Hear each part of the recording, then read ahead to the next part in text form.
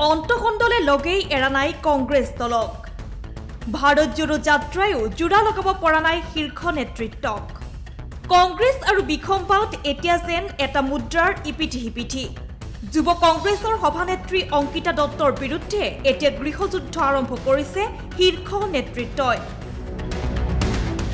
ইতিমধ্যে কংগ্ৰেছত আৰম্ভ হৈছে অংকিতা হটাও অভিযান আনকি অংকিতাক আঁতৰাবলৈ যুৱ কংগ্ৰেছৰ সভাপতি পদৰ বাবে নিৰ্বাচন অনুষ্ঠিত কৰাৰ পক্ষপাতি কংগ্ৰেছৰ শীৰ্ষ নেতৃত্ব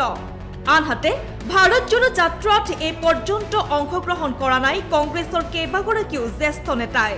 ৰাইজৰ পৰা সঁহাৰি পালেও যেন ভাৰত জোড়ো যাত্ৰাই জোৰা লগাব পৰা নাই কংগ্ৰেছ দলটোক